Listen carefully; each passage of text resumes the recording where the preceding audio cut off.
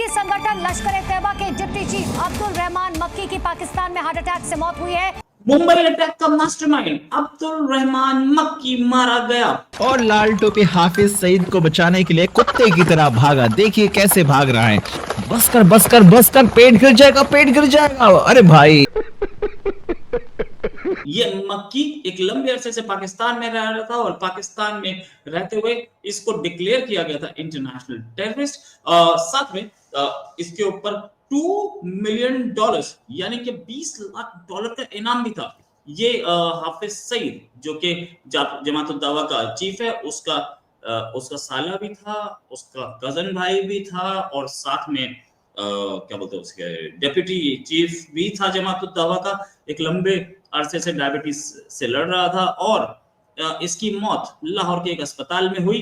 मक्की से एक लंबे अरसे उसकी एज काफी हो चुकी थी। कहा जा रहा था कि पीएचडी मक्का से करके आया था और हाफिज सईद के साथ एक लंबा टेरर नेटवर्क ही चलाता था। बहुत बहुत स्वागत आपका हमारे शो में। एक तो इंडिया का दुश्मन मारा गया, क्या बोलेंगे आप?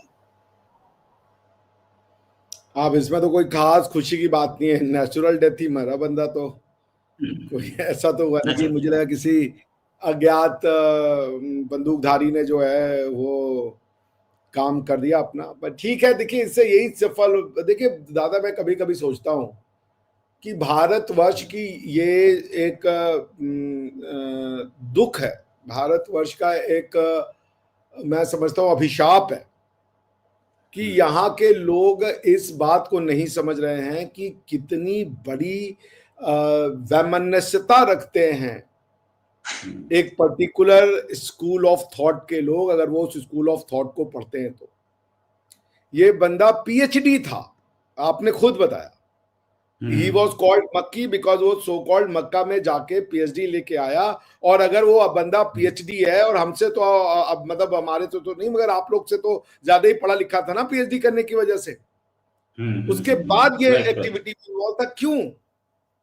मैं कल एक आर्टिकल पढ़ रहा था और उस आर्टिकल को पढ़ने के बाद मुझे इतना क्रोध आ रहा था। वो आर्टिकल था द प्रिंट में, लिखा था किसी वीर सांघवी जी ने। अरे किसकी वीर सांघवी भाई? वीर सांघवी बहुत बड़े जर्नलिस्ट हैं, ये एडिटर रह चुके हैं हिंदुस्तान टाइम्स के।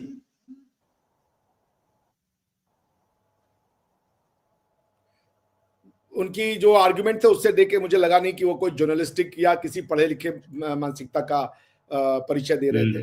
भारत की उनके आर्टिकल का लपोलबाब ये था कि हिंदू फोबिया एक मेक बिलीव कंसेप्ट है। हिंदू फोबिया करके कोई चीज एग्जिस्ट ही नहीं करती।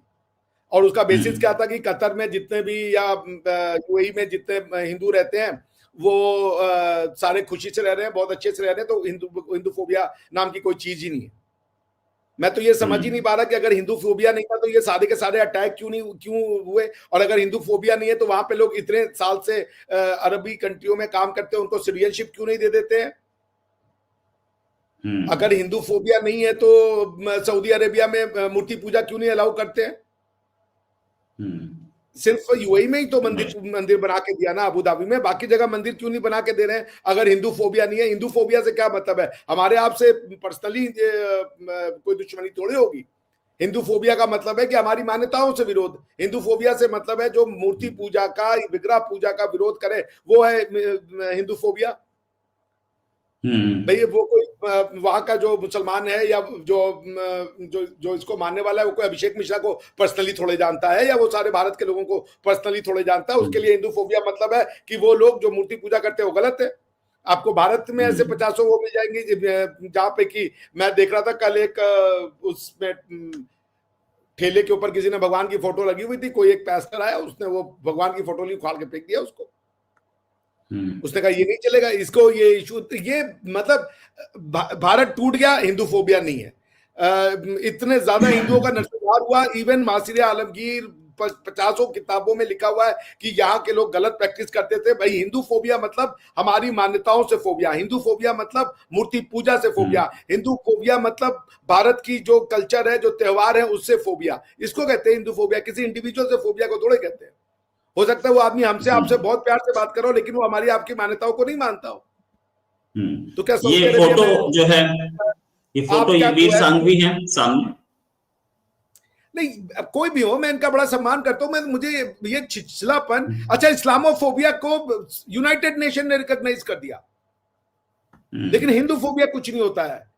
57 कंट्रीज बन गए इस्लाम के नाम पे, भारत का डिवीजन हो गया इस्लाम के नाम पे, बांग्लादेश में हिंदुओं के साथ जो अत्याचार किया रहा है इस्लाम के नाम पे, ये पाकिस्तान में हमारी बच्चियों को जो है वो कन्वर्ट कर देते, वहां के लोग दिखा रहे हैं कि हिंदुओं का हम बाल नहीं काटेंगे, हम हिंदुओं का हाथ का चाय नहीं पियेंगे, और ये प्रूफ करने में लगे हिंदूफोबिया कोई चीज नहीं है। भारत का दुश्मन हाफिज अब्दुल रहमान मक्की के मरने की जानकारी सामने आई है। इसको हार्ट अटैक आया है और लाहौर में उसकी मृत्यु हो गई है। हाफिज काफी टाइम से गंभीर बीमारी से जूझ रहा था, उसे लाहौर के अस्पताल ले जाया गया, यहां इलाज के दौरान वो मर गया। हाफिज अब्दुल रहमान 26/11 हमलों का मास्टरमाइंड हाफिज सईद का रिश्तेदार था। ये पाकिस्तान के भीतर ही गुमनामी की जिंदगी जी रहा था, इसलिए 2020 में आतंकवाद निरोधी अदालत ने मक्की को आतंकवाद के वित्तपोषण के लिए 6 महीने की कैद की सजा सुनाई थी।